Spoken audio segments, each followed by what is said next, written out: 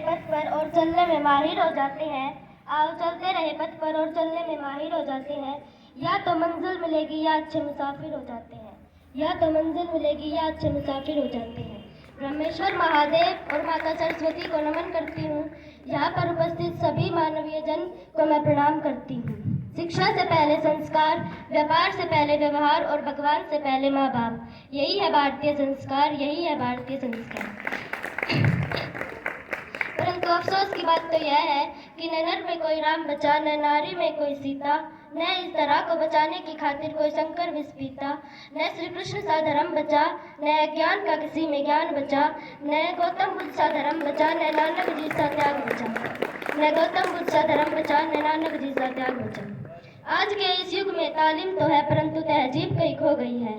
अनाज के अकाल में मानव मरते हैं, अनाज के अकाल में मानव मरते हैं, परंतु संस्कारों के अकाल में मानवता मरती है, परंतु संस्कारों के अकाल में मानवता मरती है। राजकोट जिले में रहने वाली जयश्री बहन की मां ने सभी माताओं की तरह सपने देखे थे। अपने बेटे को खूब पढ़ाया लिखाया, उसका बेटा सफल हुआ और एक प्रोफेसर बन गया। बाद में डॉक्टर बहू से शादी हो गई। घर में पैसों की कोई कमी नहीं थी, सब कुछ सही चल रहा था। अचानक माँ को लकवा मार गया। माँ के हाथ पैरों ने काम करना बंद कर दिया।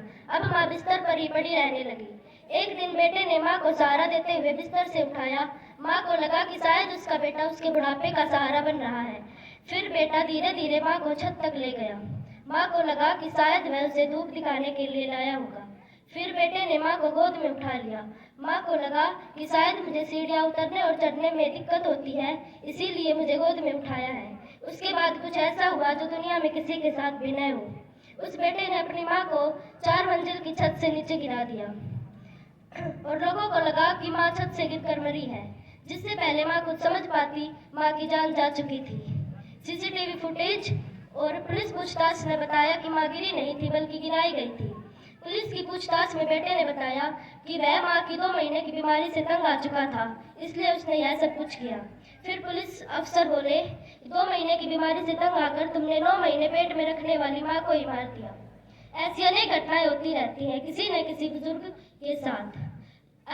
यदि ऐसी एक आध घटना हुई हो तो मान भी ले कि उनकी मानसिकता में विकार रहा होगा, परंतु अब ये घटनाएं सामान्य हो चुकी हैं।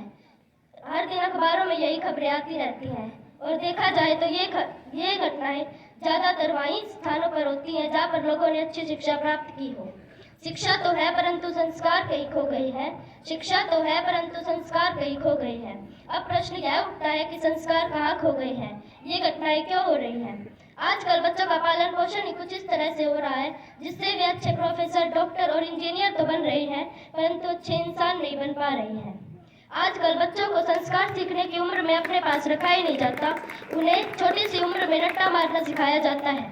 संस्कार सिखाने का कार्य समाज करता है, परिवार करता है और माँ बाप करते हैं। यदि संस्कार कहीं खो रहे हैं तो इनकी जिम्मेदारी भी उन्हीं की बनती है। आपको तारो जमीन फिल्म का वह किस्सा याद आ रहा होगा जब माँ बाप अपने बेटे को बोर्डिंग स्कूल में छोड़कर जा रहे होते हैं। तभी बेटा माँ के बल्लू को पकड़कर रोता है और कहता है, इस भीड़ में मुझे यूं ना छोड़ो, इस भीड़ में मुझे यूं ना छोड़ो कि घर लौट कर भी लौट ना पाऊं, कि घर लौट कर भी लौट ना पाऊं। फिर भी माँ बाप निष्ठुर होकर उस बच्चे को छोड़कर चले जाते हैं। यदि 20-25 साल बाद कोई बेटा अपने माँ बाप को घर से निकाल देता है या किसी वृद्धाश्रम में छोड़ देता है तो इसमें कोई अचरज की बात नहीं है। करता था तो क्यों किया, अब कर क्यों पछताए, करता था तो क्यों किया, अब कर क्यों पछताए। पेड़ बोया बबूल का तो आम कहाँ से पाए, पेड़ बोया बबूल का तो आम कहाँ से पाए। जब प्यार बोया ही नहीं, संस्कार बोए ही नहीं, सम्मान बोए ही नहीं तो उन्हें पाने की उम्मीद भी हम ना करें। यदि ऐसी घटना आप में से किसी के साथ हुई होती तो आप यही सोचते कि हमने अगर उन्हें शिक्षा के साथ संस्कार भी दिए होते तो आज ऐसी घटना नहीं होती।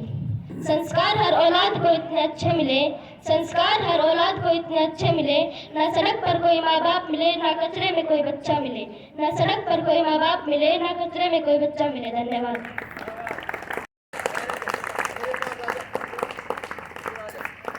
धन्यवाद राधिका इस धमाकेदार भाषण के लिए। अब मैं 11th क्लास से स्वानी दीदी को डांस के लिए आमंत्रित करना चाहती हूँ।